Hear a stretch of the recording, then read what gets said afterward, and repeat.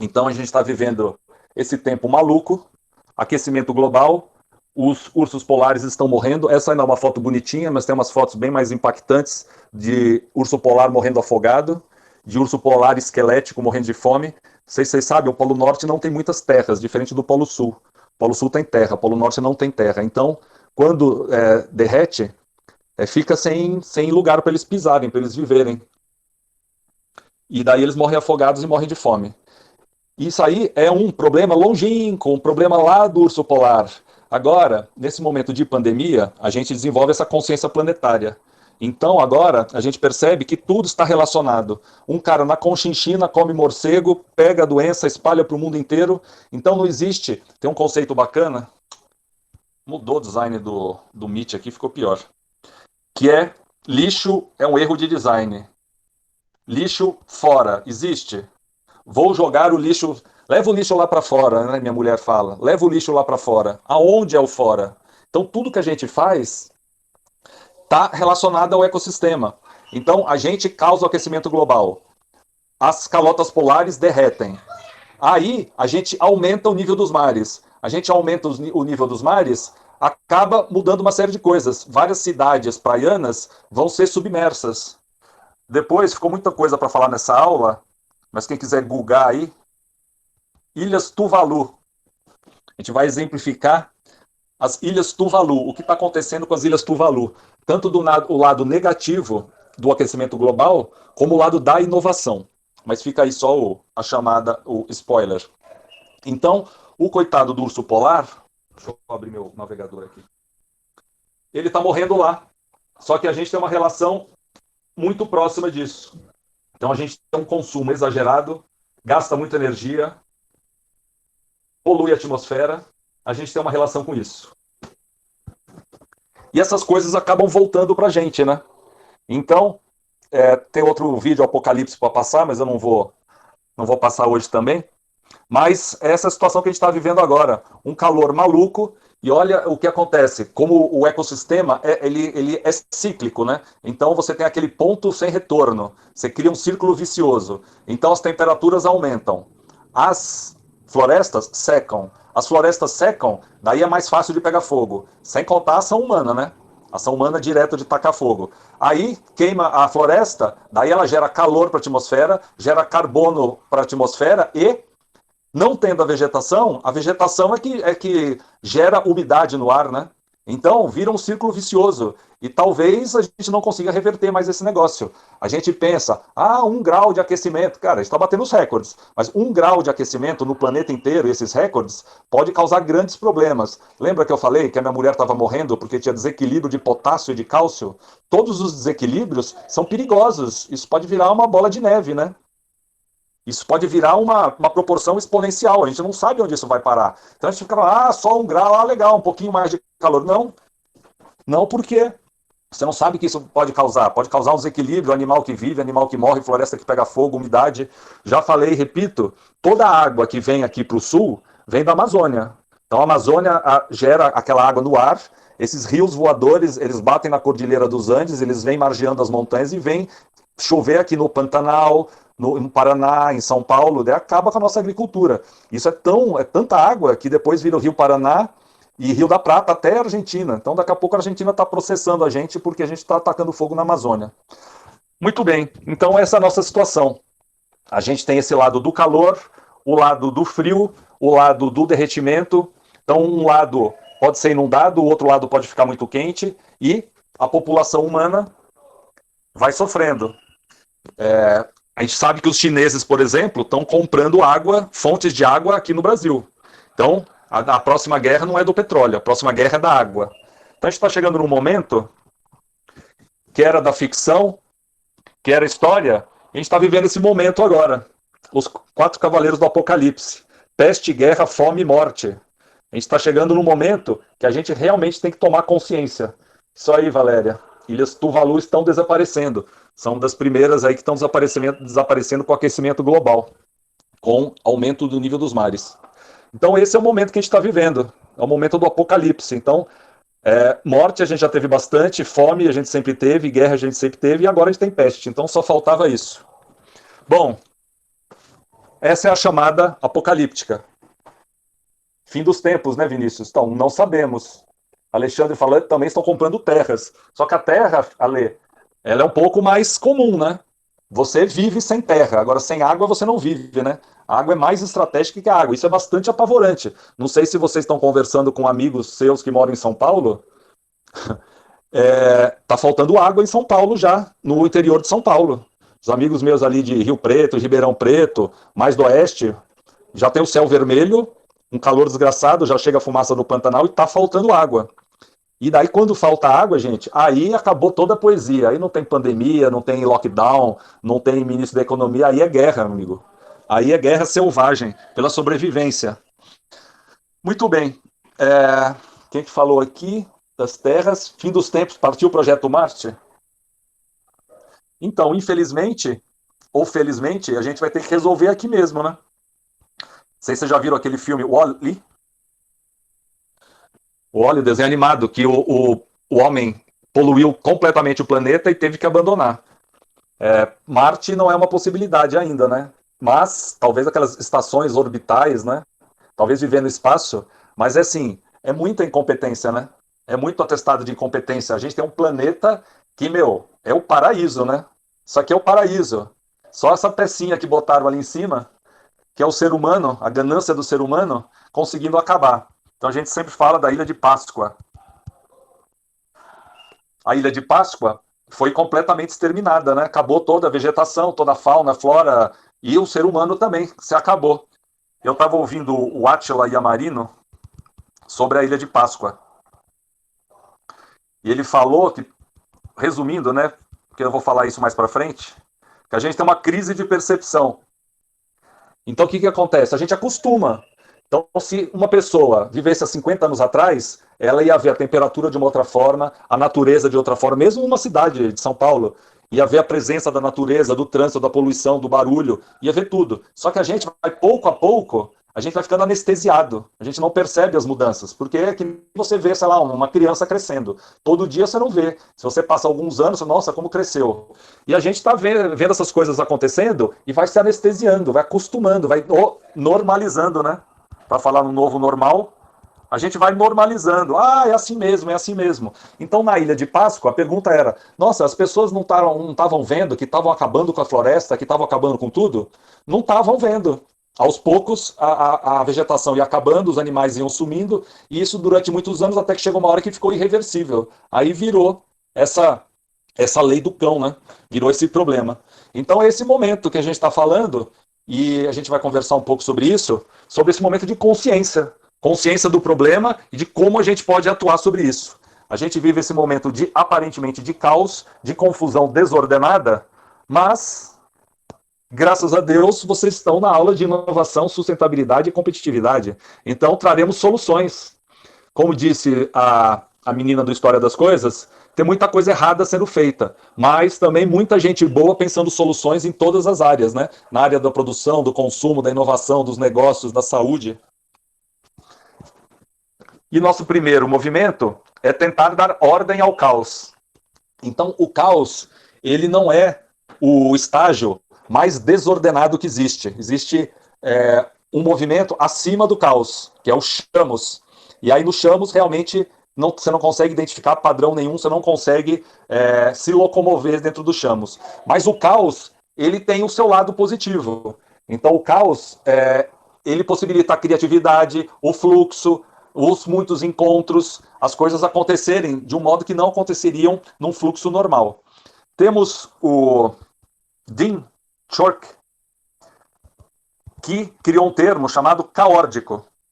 E ele foi o cara que foi responsável, falando em negócios, pela Visa, pelo crescimento da Visa. Ele entendeu rapidamente para onde estava caminhando o mercado financeiro. Então ele percebeu que o dinheiro estava se digitalizando, que precisava ter soluções tecnológicas integradas em redes interativas. E por isso que a Visa tem o papel que tem hoje. E essa é a teoria que ele desenvolveu sobre a K-ordem. Alguém já ouviu esse termo? Caórdico. Nossa, nem dá para escrever aqui. Caórdico. caórdico. Então, o estágio mais desordenado é esse chamos. Então, é um estágio mais destrutivo, mais fragmentado. Ele tem poucos padrões. O caos, ele é um estado criativo, onde tem divergência. Então, ele tem alguma organização, mesmo que de uma forma mais confusa. Você não consegue identificar alguns padrões, mas eles existem. Por exemplo, você pode achar que um enxame de abelhas, ele não tem ordem nenhuma. Enxame de abelhas. Mas ele tem. Então, ele tem padrões. Uma abelha interage com a outra abelha, que interage com a vizinha, que interage com a vizinha, e fazem uma coisa confusa, mas tem uma organização ali dentro. Bom, depois do caos, você já entra no estágio da ordem. Então, na ordem, você tem a interconexão e os elementos convergindo. Então, é um pouco mais fácil. E, por último, você tem um controle absoluto. No controle absoluto, ele é inflexível, ele é egocêntrico e ele é opressivo. Então, nesse meio tempo do controle absoluto e do chamos, você tem o caos e a ordem. E aí, o Dean, ele recomendava que a gente transitasse entre o caos e a ordem. Se ficar tudo na ordem, fica tudo muito planejado. Lembra que a gente falou que a gente quer ter uma visão de futuro, a gente quer planejar tudo, mas a gente tem que ter a margem para escuta, para interagir. Então a gente tem que respeitar o caos. Então a gente tem que criar um pouco, ouvir o outro, planejar um pouco. Então essa intersecção do meio, deixa eu ligar o meu apontador. Essa intersecção do meio é o estado caórdico. É ali que as empresas inovadoras ficam. Então, não podem ser muito organizadas totalmente, senão você não permite a inovação, a criatividade. Agora, se for caótico demais, você também não consegue dar conta do fluxo das coisas que você tem que fazer. Precisaria ser muito, como é que a gente fala, né? Como é que o caos organizado? A gente precisaria ser um fluxo muito eficiente e caótico para a gente dar conta de uma empresa completamente caótica. Tem até um termo que a São Judas usa e a Anima usa também, a HSM, que é ambidestria. Ambidestro é o cara que usa as duas mãos, mão esquerda, mão direita, ou no futebol chuta bem com os dois pés. Então, ambidestria, no caso de uma empresa, é você atender as suas demandas no presente, mas também pensar no futuro. Então, esse é o nosso exercício. É o caórdico, é o ambidestro, é você ter uma visão de futuro, mas ter uma escuta do presente. Esse é o nosso exercício. A primeira coisa nesse cenário caótico é o que os especialistas gringos chamam de big picture, a grande foto, a grande imagem. O big picture é você tentar ter uma visão macro do problema. Então, os budistas, eles dizem que você está se afogando no rio, você deve dar um passo atrás e voltar à margem. Então, alguém já entrou no mar aí e a correnteza levou? Alguém já quase se afogou no mar que a correnteza levou?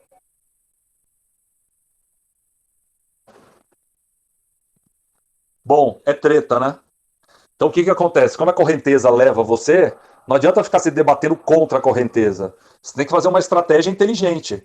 Você tem que sair meio na diagonal, sair da correnteza meio de lado, senão você vai gastar todas as suas energias para sair daquela correnteza. Os budistas falam, você está no rio muito forte se afogando, você dá um passo atrás. Você volta até a margem, para quê? Para ter visão. Você volta até a margem do rio, e aí você vê, tem uma pedra para atravessar, tem um lugar mais estreito, tem uma ponte. Esse é o nosso objetivo, ter uma visão macro do problema. Alguns especialistas também falam visão do helicóptero. Você tem um helicóptero, tem uma visão de cima, agora pode ser de drone, que é mais chique, né? Uma visão de cima para você poder planejar. Então, é aquele exercício que a gente falou, do equilíbrio entre a visão do futuro e a escuta do presente. A gente já levantou nessas aulas vários problemas, algumas dores, que são o começo de tudo.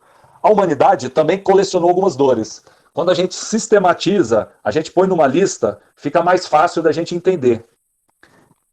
Então, por exemplo, a Organização das Nações Unidas, a ONU, fez uma lista de dores que foram escutadas. Eu achei esse modelo interessante novo aí, porque são 17. E quando são 17, o nosso cérebro não é bom com grandes quantidades. E aí eu vi esse sistema, aliás, esqueci de escrever. estava em espanhol, que são o primeiro, isso não é hierárquico, tá? Então são os 17 só organizados, digamos assim, então mais com tags, mais características, não tem uma hierarquia de importância. Então ali em cima, deixa eu ver se eu aumento aqui para vocês. Não aumento. Ali em cima, você tem paz, justiça, instituições sólidas e alianças para os objetivos, alianças e parcerias. Essa são os objetivos que têm a ver com a economia. Depois, esses 5 do meio são dores levantadas em relação ao meio ambiente. Então, cidades e comunidades sustentáveis, produção e consumo responsável, ação pelo clima, vida marinha, vida do ecossistema terrestre. E, por fim, a maioria que tem a ver com os seres humanos e com o social. Então, a gente pensa, a gente tem que pensar no meio ambiente. Mas lembra aquela metáfora da aeromoça? Quando ela fala, primeiro põe a máscara em você, para depois pôr a máscara no seu filho, se o avião cair? É a mesma coisa. Se a gente não resolver a raça humana, se tiver humano passando fome, se tiver humano com condições indignas de vida, isso vai ser um problema em algum momento. Ele vai ser um primeiro momento na criminalidade, mas também no meio ambiente. Como você vai falar para o cara que vive na floresta, que não está sem alternativas porque teve algum problema, sei lá, um desequilíbrio ecológico, faltou o animal que ele comia. Você vai falar para ele não desmatar a floresta e ele passando fome. Se tiver passando necessidade de água, como está em vias de acontecer aqui para gente, quem que vai respeitar supermercado? Você vai lá, você não tem dinheiro, você vai assaltar o supermercado para ter água.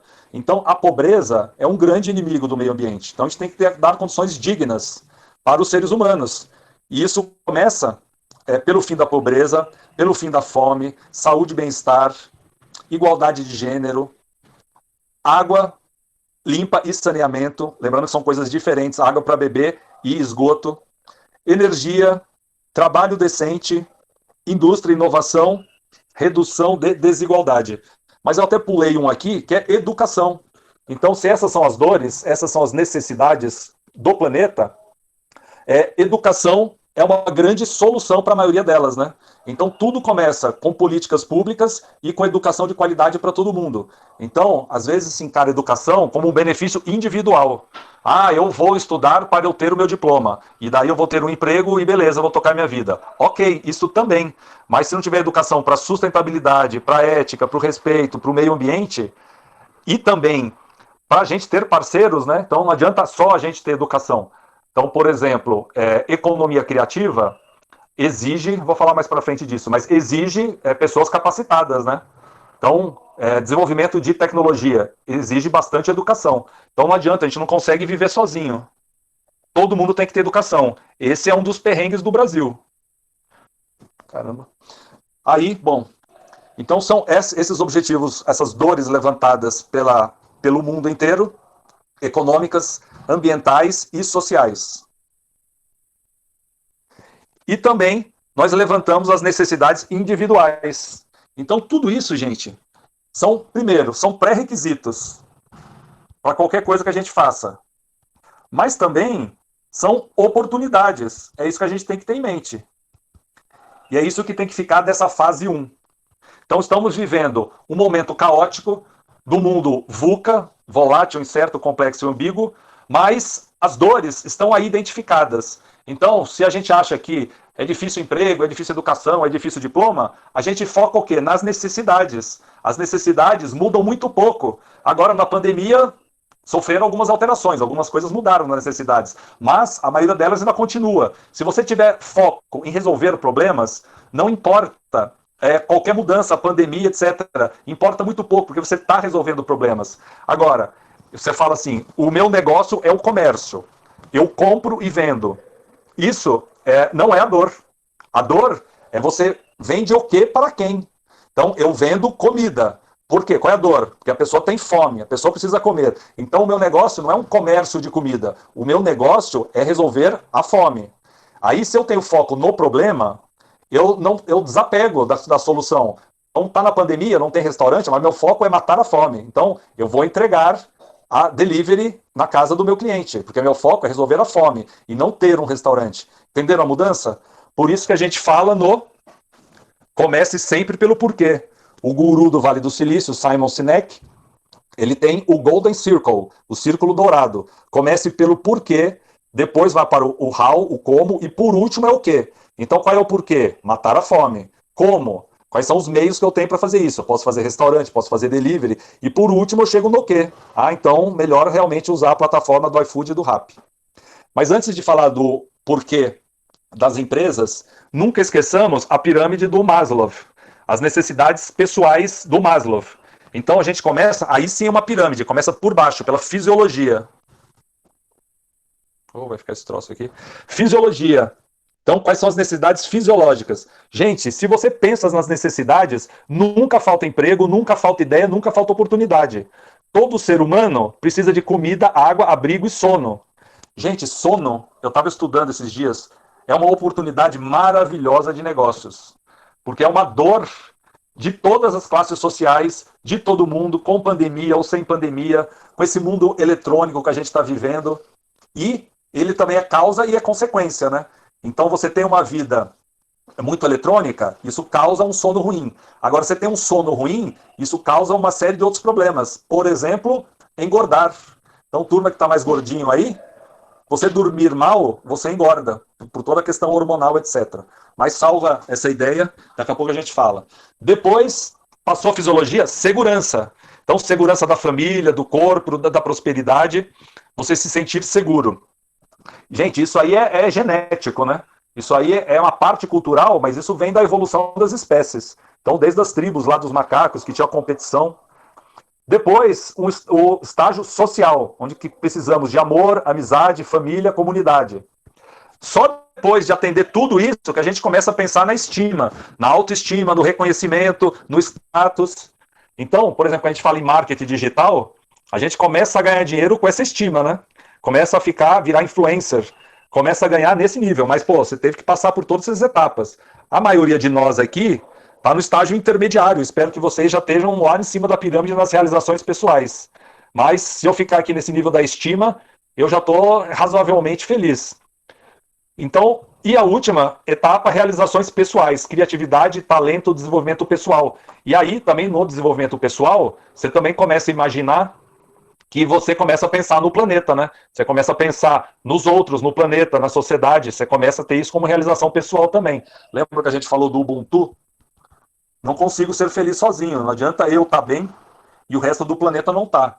Então, se tem pobreza, vai ter criminalidade na porta da minha casa e desrespeito. Isso aí, ó, aula fit. Tá gordinho, Vinícius?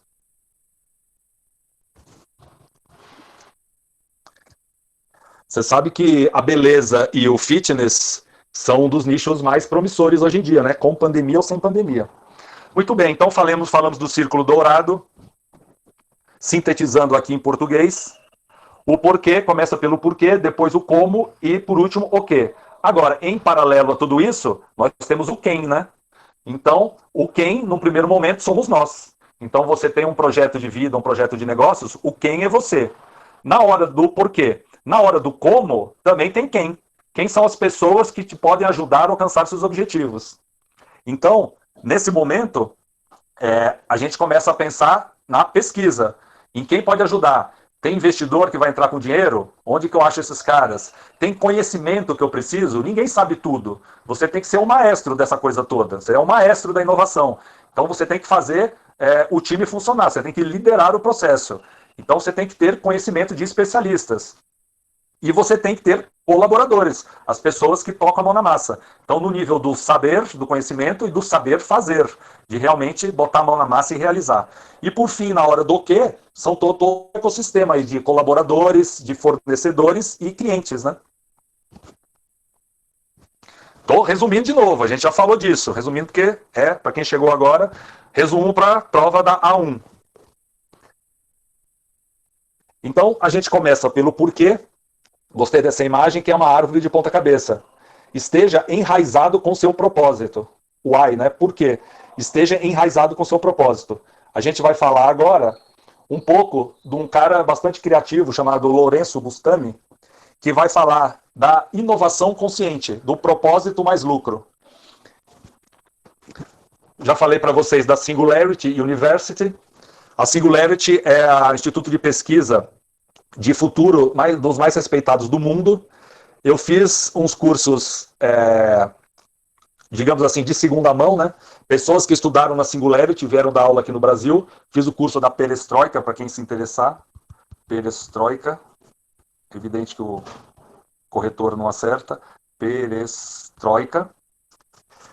Curso interessante, mais acessível. Singularity caríssima. A Singularity foi concebida pela NASA e pelo Google. Então fala bastante de futuro, a gente vai falar mais para frente de indústria 4.0, todas aquelas tendências maravilhosas. Internet das coisas, hackear o corpo humano. Não sei se eu falei para vocês, mas eu tenho chip. Eu tenho chip aqui na mão, depois a gente fala sobre isso. Vou anotar aqui meu chip. Impressora 3D, drone, realidade virtual, realidade aumentada, realidade mista, nanotecnologia, robótica, automação, carros autônomos, o que mais? Blockchain, criptomoedas, Bitcoin, bom, enfim, todas essas tendências e algumas importantes em relação ao que acontece ao ser humano, né? Então a gente fala bastante de tendências tecnológicas e a principal pergunta que a gente quer responder é como fica o ser humano em contato com todas essas tecnologias, inteligência artificial, big data. Essa que é a questão. Então a Singularity fala bastante da reumanização, que o ser humano se preocupe com os aspectos humanos. Então, são dores também. Elas geram valor, são oportunidades de inovação e de negócios. Então, economia criativa, música, dança, vídeo, entretenimento, jogos, brinquedos, economia criativa, interação social no ambiente presencial ou ambiente das mídias. Também é coisa do ser humano. Pode ter alguma coisa lá de inteligência artificial, mas ainda a gente valoriza mais uma interação com outro ser humano. Por isso que a gente não faz a aula gravada, porque a gente pode estar interagindo com vocês. Outra, essa interação humana não precisa ser só no nível da comunicação. Então, uma interação no nível dos cuidados humanos. Então, a gente está vendo que a gente está ficando bastante maluco, cada vez mais tem que valorizar os aspectos psicológicos, meditação, respiração, tratamento, os aspectos de saúde. Então, muita coisa tem tecnologia, mas ainda você tem o contato do médico, do enfermeiro, do fisioterapeuta. Então, todos esses aspectos humanos estão sendo revalorizados. E veja só, o próprio professor, né? O professor ele vai dialogar um pouco com essas tecnologias, mas o aspecto humano vai ser valorizado. Eu acho que o papel do professor ele vai diminuir como expositor, mas ele vai aumentar como facilitador. Então o aluno vai chegar e falar assim, como é que eu aplico esse negócio? Mas na orientação. Então, esses aspectos humanos são o futuro da humanidade e tem total conexão com a sustentabilidade. Então, quando você não está no consumo desenfreado, consumindo, como no História das Coisas, vou até escrever aqui, linear, lembra disso? Linear contracíclico. Então a gente esgota o planeta de uma maneira linear. Você extrai recursos da natureza, cria um monte de cacarecos, consome, faz girar a economia, mas depois gera um lixo incalculável. Aí você tem falta de propósito, você comprou, mas era desnecessário, ficou chateado, a sua casa ficou carregada, ficou pesada, isso também te angustia, ter falta de agilidade, que é um termo que a gente usa, né? Você fica pesado, tipo aquele exemplo, quando você vai viajar, sua mochila é pequena ou sua mochila é grande? Você tem a mochila grande, você vai cansar. Então, sua casa cheia de cacarecos, guarda muita coisa, muito apego, sua vida vai ficando pesada. Você não consegue gerir. E a mesma coisa uma empresa, né? Uma empresa que é muito engessada, muitos departamentos, muitos compromissos, ela não tem agilidade para inovar. Então é disso que fala o nosso querido Lourenço. E a Singularity, sobretudo, é um dos grandes tanques de pensamento aí disso. E temos Singularity no Brasil agora. Então eu fiz o curso da Perestroika e agora temos Singularity no Brasil, graças à Anima. Então a Singularity é parceira da São Judas. Então os professores estão fazendo cursos. Eu agora estou fazendo o curso da Singularity. Então essas coisas que eu trago para vocês, muitas delas estou vendo no curso da Singularity, com descontinho da Anima, é parceiro. Então isso qualifica todos nós, qualifica os professores que qualificam vocês. E temos capítulos, chapters, da Singularity no Brasil, em São Paulo, em Guarulhos, no Rio de Janeiro, etc. E a gente faz os encontros. Agora, a pandemia é ruim porque a gente fica em casa, a pandemia é boa porque todos os eventos estão online. Então, essa semana tivemos evento online da Singularity, aqui em São Paulo, e um cara muito bacana que eu respeito muito. o Lourenço Bustani, que é CEO. Mandala é uma consultoria de inovação consciente global, que tem São Paulo, Rio de Janeiro, Tóquio, Europa, Estados Unidos, trabalham com organização em projetos que melhorem o status, que tenham um impacto positivo e façam a conexão entre lucro e propósito. Eu ouvi esse cara muitos anos atrás, foi a primeira vez que eu ouvi Profit with Purpose, lucro com propósito. É a primeira vez que eu ouvi isso. Até então eu achava, isso é conversa mais para frente. E a primeira coisa que ele fala, que isso não é conversa para ecochato, não é conversa para riponga, é uma necessidade real. E agora, na pandemia, mais do que nunca. O Lourenço foi considerado um dos 100 caras mais inovadores do mundo, por isso que eu comecei a segui-lo. E essa mandala saiu muita gente boa de lá de dentro. Aliás, tem um evento dos mais inovadores chamado Hackathon. Eu fiz amizade com um cara da Mandala, que é um dos caras que saiu da Mandala e fez esse Hackathon. Ele acontece em setembro, em Santa Rita do Sapucaí, para quem se interessar. Eu fui no primeiro e eu recomendo muito. Santa Rita do Sapucaí é uma cidadezinha gostosa, em Minas Gerais, meio montanhosa, que tem uma universidade muito boa chamada Inatel, que não é Intel, que é um dos polos tecnológicos do Brasil. Então teve um sonhador lá que conseguiu fazer uma universidade de ponta ali. E Santa Rita do Sapucaí, ele fica no epicentro ali, Belo Horizonte, Rio de Janeiro, São Paulo, e você encontra todo mundo bacana. Então você fala de tecnologia, de startup, de mídias sociais, de economia criativa, e é festa e palestra, eu recomendo para todo mundo que vá pelo menos uma vez na vida. No mínimo vai fazer uma conexão de redes bem interessante. Então vamos lá. Triple Bottom Line, já ouviram esse termo? Esse é o tripé, não o triplé, nem o triplex, tripé da sustentabilidade, a base da sustentabilidade, que é basicamente o ambiental, o social e o econômico. Gostei desse slide, mas aqui fica mais fácil de ver, tudo com pezinho, mais fácil de memorizar. People, Planet e Profit. Profit a gente já viu que é lucro, planeta, o meio ambiente e pessoas, o social. Em português, com P é mais fácil de memorizar. Mas traduzindo, people social, environment, ambiental ou planet, né? E econômico. Muito bem, no miolo dessa confusão toda, a gente quer sustentabilidade, que seja bom para as pessoas, seja bom para o planeta e possa movimentar a economia. A gente crê que não há, o mundo é complexo, né? Então não há essa distinção do que é econômico, do que é social, do que é saúde. Então, assim, ou é Covid ou é emprego. Não existe isso. Não existe essa distinção. O mundo não é binário, causa e efeito. Se eu bater a porta vai quebrar. Não é assim. O mundo é complexo, é caótico. Então, a saúde precisa de dinheiro. Se o governo não tiver dinheiro, se não tiver economia, não tem saúde. Não adianta ter um hospital sem remédio, sem médico, sem respirador. A saúde precisa de dinheiro. E para você trabalhar, você precisa de saúde, né? Precisa ao menos estar vivo. Então, não existe essa distinção. É um momento, o Ricardo Amorim falou muito bem aí outro dia, eu não consegui um trechinho curto para trazer para vocês, mas eu vi umas entrevistas dele bem interessantes. Tem que abrir aqui o chat. Ricardo Amorim. Gostei muito dele falar exatamente o que eu pensava, de um economista. Então não existe essa distinção. Assim como sustentabilidade também. Assim, ou é meio ambiente ou é economia. Aí o Bolsonaro fala que temos que tirar os índios para fazer a exploração da floresta. Cara, pode ter os dois. Então a gente já viu que tem maneiras criativas de deixar a mata em pé, por exemplo, com turismo. Açaí. Você sabia que açaí está dando maior dinheiro? Turismo de observação. Observar a natureza, ou contemplar, ou espairecer. A gente não está falando que as pessoas estão doentes mentalmente, psicologicamente. Então, déficit de natureza também causa doença. Então, a gente pode ter a floresta em pé. Então, não existe esse negócio, ou ecologia ou economia. Pode ter os dois. A gente falou também que a gente não está no topo da pirâmide do mundo. A gente tem que trocar esse discurso do ego, do egocentrismo, de pensar só em si mesmo, e fazer parte do eco. A gente faz parte do ecossistema.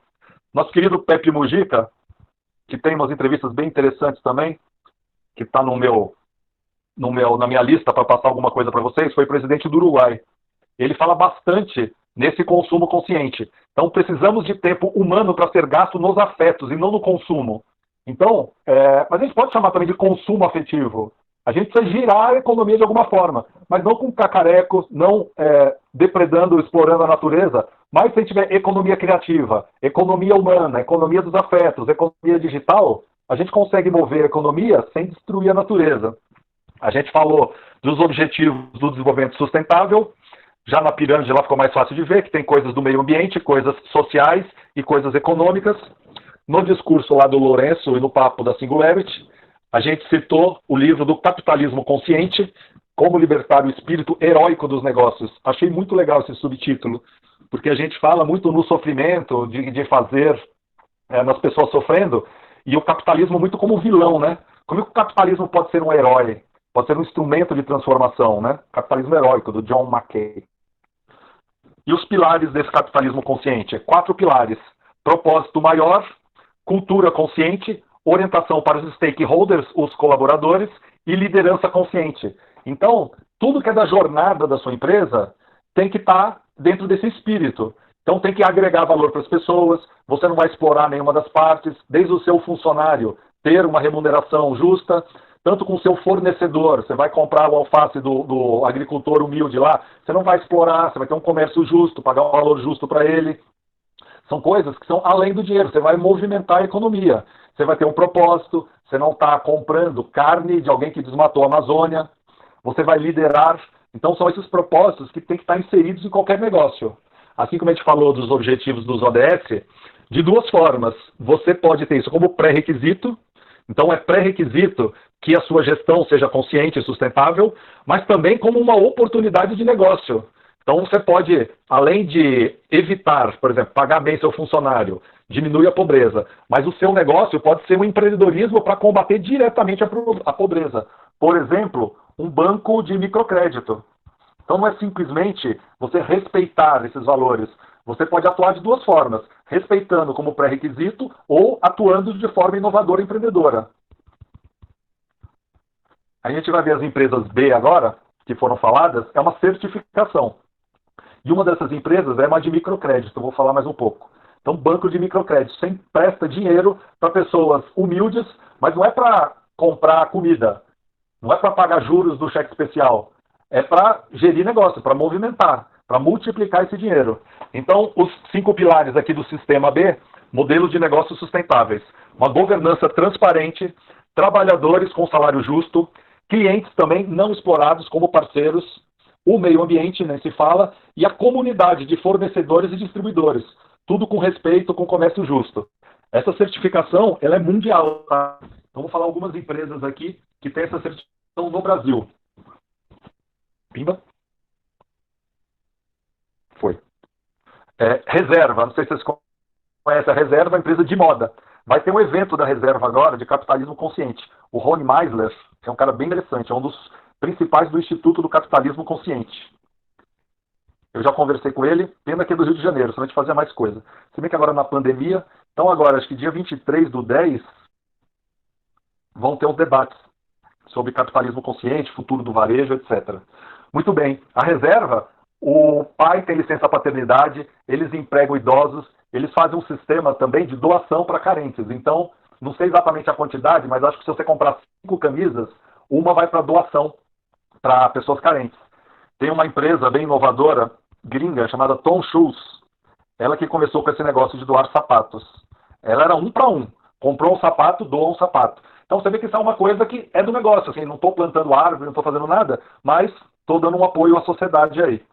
Essa é o Reserva. Editora MOL. Editora MOL, ela também tem sempre uma pegada social em tudo que elas publicam. Eles fazem aquelas revistas de farmácia. Então você vai na farmácia, quando você está no caixa, daí eles perguntam, quer comprar uma revista e pagar R$1, R$2, R$3, não sei quanto está agora, faz tempo que eu não vejo. Mas aí isso vai exatamente para a doação, né? Então tem um esquema sustentável e a revista é legal, bem feita.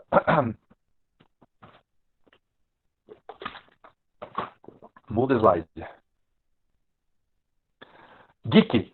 Então, Geek é uma empresa de educação digital bastante focada na educação, né, no empoderamento, bastante focada no ensino médio, no Enem, e ela tem uma plataforma gamificada, bem interessante. Então, um produto digital, que é mais sustentável, voltado à educação, empoderamento de todas as camadas. Inclusive, eles têm produto para baixa renda. Eles fizeram parcerias com o governo para qualificar as pessoas de baixa renda das escolas públicas para fazer Enem. Bom, Natura não se fala, né? Todo mundo conhece a Natura, então saibam que é uma empresa B, ou seja, tem um termo que é o greenwash. É quando você faz um marketing verde, mas é só uma lavada, né? Ou passar o pano. Você finge que você é verde, não é certificado. Então a Natura fala que é verde e é certificada também. Agora, duas outras empresas interessantes. Primeiro, a Yunus Negócios Sociais. Então, Yunus é o cara que popularizou o microcrédito. Ele empresta dinheiro para pobres para gerar negócio. Mas, cara, é pouco dinheiro e gera muita transformação. Ele começou isso no país dele, em Bangladesh, e conseguiu virar um negócio mundial. Uma sacada dele foi, em vez de emprestar para uma pessoa, ele começou a emprestar para 7 mulheres. 7 é aquele número mágico que fazem os esquadrões inovadores, e mulheres porque elas são mais responsáveis. Então elas gastam de uma forma mais consciente. Então ele emprestava para 7, e as 7 ficavam se ajudando e se cobrando, né? Direitos e deveres, para todo mundo pagar. Inadimplência baixíssima, ou seja, pessoas pagam o empréstimo muito bem. E isso virou mundial, sucesso mundial, copiado, ganhou o prêmio Nobel, tudo.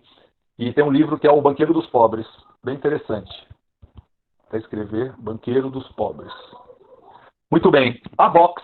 Então a Vox Capital é um fundo de investimento.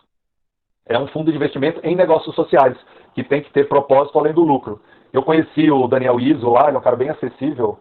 E todos esses caras, em determinado momento, a gente pode fazer live com essa turma, e depende do interesse de vocês também. E da Vox, um dos investimentos da Vox, por exemplo, é um sistema de microcrédito, sistema Avante, que eu conheci na favela de Paraisópolis. Avante. Microcrédito em Paraisópolis.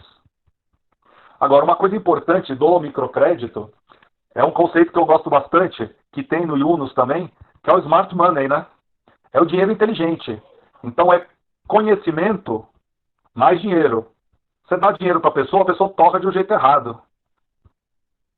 Então, tem que ser um dinheiro inteligente. Todas as startups contam com smart money. E o cara carente mais ainda. O Yunus percebeu que ele dava o dinheiro para as pessoas gastavam muito mal. Nem sabia, não sabia estocar matéria-prima, fazer uma reserva, fluxo de caixa, né? Então é muito importante ter também conhecimento, também conhecido como educação, né? Muito bom. Falamos então alguns capitais, a gente pensa bastante em capital financeiro, tem outros capitais, outras riquezas que ajudam a gente a inovar, fazer negócio. Então o capital físico é o que você tem de terra, de máquinas, de imóveis. Capital emocional, não adianta ter tudo isso se não tem motivação, se não tem uma cultura da empresa que faça ela funcionar. Capital individual, se as pessoas têm autonomia, motivação individual de fazer as coisas. Capital social, se aquilo funciona como time, tanto como time internamente, como comunidade com os clientes e fornecedores externamente. E capital intelectual, conhecimento, né? Então, muitas vezes a gente compra câmera, compra computador, compra móvel, mas falta o conhecimento. Então, primeiro o conhecimento, depois essa parte física. Primeiro a gente faz o que a gente chama de produto mínimo viável, MVP, onde tem essa teoria que você vai testar, tem conhecimento num produto, num serviço, aí você testa. O resto todo vem depois. Criar um produto, saber vender, é o primeiro passo para a gente inovar. Bom, muito importante citar que o mundo que vivemos é um mundo VUCA. Então, vou repetir mais uma vez, é um mundo que é volátil, incerto em inglês, complexo e ambíguo. Então, é um volátil, quer dizer que se dissipa, que está sempre se alterando. Incerto, você não tem certeza. Complexo, é que não é uma relação de causa e efeito. Fiz isso, acontece aquilo. Tem muitas variáveis envolvidas. E ambíguo, porque ele pode ter vários sentidos. Então, esse mundo que nós vivemos, esse é o nosso cenário. Então, é importante a gente ter essa visão, porque a nossa forma de gestão tem que ser adaptada a esse mundo em constante mutação. Então, na hora da gestão, a gente fica apagando incêndio. A nossa querida Mafalda diz que o urgente nunca deixa tempo para o importante. Então, na hora de gerir, a gente tem que ter essa noção que a gente tem que ter planejamento e que tem que ter escuta. O mundo é, ao mesmo tempo, urgente, as coisas que estão acontecendo, e pensamento no futuro. Lembra que a gente falou? Ambidestria. Planeja para o futuro, mas também fica aberto para o que está acontecendo. Ou seja, tem que ser um planejamento flexível, adaptável, ágil. Então, a melhor solução para o mundo VUCA, para o mundo em constante mudança, é metodologia ágil. A metodologia ágil nasceu no mundo da tecnologia mas se adaptou muito bem aos negócios nesse mundo em constante mutação. Então a gente planeja, a gente faz o projeto, a melhor produção de design é projeto, a gente desenvolve, a gente testa, a gente implementa, a gente revê, na hora da revisão o importante é aprender, e daí se está um produto mínimo viável, se está ok, a gente lança, senão a gente volta a testar tudo de novo. Então essa é a metodologia ágil, são ciclos pequenos, onde você faz um produto mínimo, testa, lança, vê o que acontece e testa de novo. Você não vai fazer o produto da vida. Se fosse o lançamento de um carro, na metodologia da Ford, você iria fazer primeiro carroceria, pneus, motor, você faria uma sequência, uma linha de montagem. Na metodologia ágil já é diferente. Você primeiro vai entregar um skate. O skate é o produto mínimo viável do quê? Da dor que você resolve. Então, o seu produto não é uma fábrica de automóveis. O seu negócio é resolver a mobilidade urbana. Pode ser vendendo carro, pode ser um skate, pode ser um Uber. Então, assim que você cresce na inovação. Você faz o produto, você testa o skate, funcionou? O que funcionou legal? O que não funcionou? Aprendeu? Vamos para um passo além, vamos fazer a bicicleta. Testou, aprendeu? Vamos fazer a motocicleta. Testou, aprendeu? Vamos fazer o carro. Aí, você já tem o seu produto perto do final, mas nada impede de que seu produto não seja mais o carro e, para atender a sua dor, você tenha um serviço de transporte como Uber. Então, em vez de fabricar o carro, eu tenho um serviço como Uber. Então, isso é metodologia ágil. Então, as coisas que vêm, as grandes qualidades agora da gestão para esse mundo VUCA são, além da agilidade, redes e parcerias, colaboração, agilidade, adaptação, flexibilidade ou aprendizado constante. Se o mundo está mudando o tempo todo, então a gente tem que desaprender e reaprender. Empatia, se colocar no lugar dos outros, tanto internamente como externamente, clientes e fornecedores. E aquele movimento da antifragilidade. Lembra da antifragilidade? É crescer na dificuldade. Nosso querido Darwin falava que não é o mais forte das espécies que sobrevive, nem mais inteligente, mas a mais responsiva às mudanças. Então, muito importante, agilidade, adaptabilidade, flexibilidade. E também da antifragilidade. A metáfora do antifrágil é essa hidra de Lerna, da mitologia grega, onde o Hércules cortava a cabeça da cobra, nasciam duas. Então, o antifrágil é esse, que cresce na diversidade. Por exemplo, a Amazon. A Amazon está crescendo na pandemia. Então, a Magalu também está crescendo. Na hora da crise, aproveita para crescer. A crise é constante. A gente sempre tem que estar preparado para uma crise. Se a gente estiver focado na dor e não na solução, a gente se adapta. As startups, elas não tiveram tanta dificuldade na crise como as empresas tradicionais, porque elas já nasceram na incerteza. Elas já são mais voltadas ao risco. Bom, falamos de estratégia também como Open Innovation. Então, inovação aberta, onde você colabora com diversos parceiros e na hora de competir, você está em uma camada só de competição, mas não precisa competir em tudo. A Microsoft, por exemplo, está deixando de desenvolver o Windows para trabalhar no Linux de forma colaborativa. E daí põe só uma camada em cima. O Android é um projeto aberto, mas aí a Motorola faz uma customização do Android para ela, a Samsung faz outra, já é diferente da Apple, que tem um sistema completamente fechado. Aí isso vale a pena? Para você competir, vale a pena se você for líder de mercado. Para você começar, é muito melhor inovação aberta e ser parceiro. Então, alguns exemplos de empresas que trabalham com inovação aberta: sistema operacional Linux, Ubuntu, como a gente já falou, navegador Firefox, sistema operacional Android, WordPress para plataforma de blog, etc. São as plataformas open source, código aberto. Muito bem. E na inovação aberta, já dizia nosso querido Aristóteles, há trocentos anos atrás, o todo é maior que a simples soma das partes, né? Então, a gente multiplica. A gente multiplica o nosso conhecimento, as nossas possibilidades, os nossos recursos. A gente tem os recursos finitos. Quando a gente trabalha de forma colaborativa, a gente abre. Muito bem. Na Singularity, falaram também dos unicórnios, camelos e zebras. Então, falar rapidamente disso, porque é interessante. O unicórnio é um investimento externo de $1 bilhão. Mas a gente tem esses outros modelos. O camelo é alguém que nasce na diversidade, começando pequeno, na parceria, e vai crescendo com dificuldade, porque o camelo aguenta ficar muito tempo no deserto. Agora falaremos também da zebra.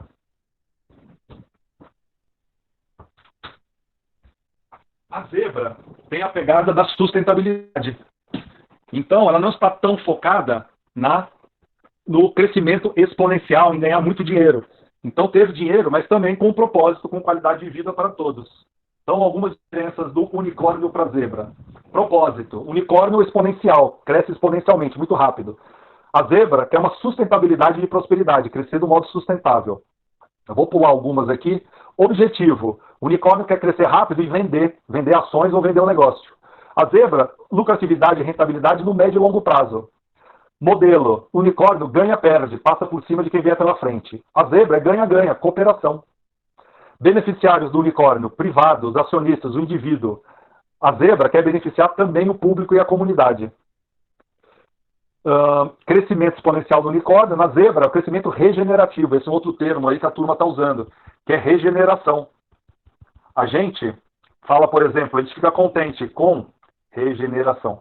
Quando fala, o desmatamento da Amazônia diminuiu esse ano. Cara, primeiro não diminuiu, né? Mas mesmo que estivesse diminuindo, ainda é desmatamento, né? É tipo menos pior.